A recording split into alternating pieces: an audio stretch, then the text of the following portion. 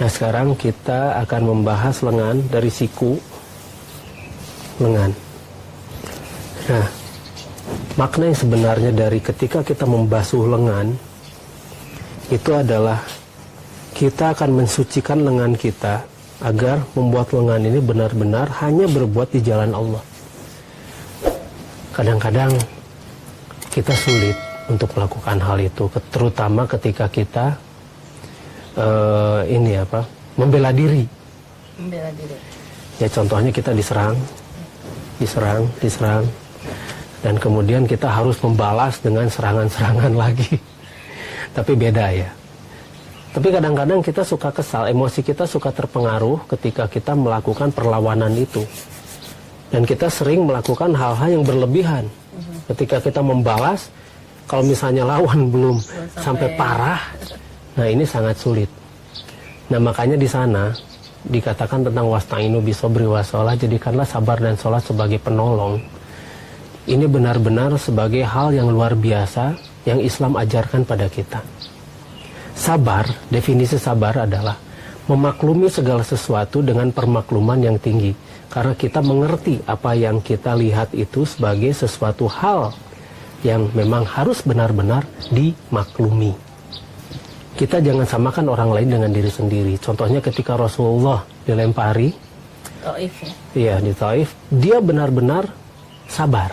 Dia benar-benar memaklumi mereka.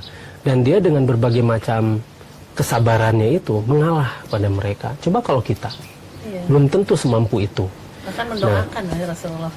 Iya. Ketika malaikat menawarkan membalikan gunung, Rasulullah jangan. Nanti kalau misal mereka habis, saya akan beribadah atau berdakwah pada siapa lagi? Sulit. Saya nggak ada lawan. Kalau kita enggak ya, Mbak Pe? Kalau kita mah balikin.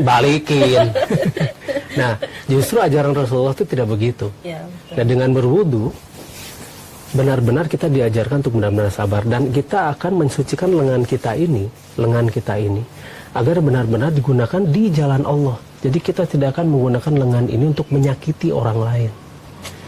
Misalnya, tiba-tiba kita mukul, kan suka begitu ya, kita sama teman-teman suka iseng. Apalagi kalau ada yang nyakitin, kayaknya rasanya pengen ngebales ya, Mbak Pe?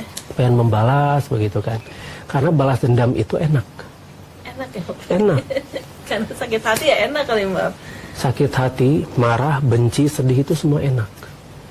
Dan kita akan menggunakan lengan kita itu biasanya untuk membalas dendam. Membalas dendam. Bagaimanapun caranya membalas dendam. Padahal kita harus melihat segala sesuatu itu dengan objektif, itu yang Islam ajarkan. Ini yang berat.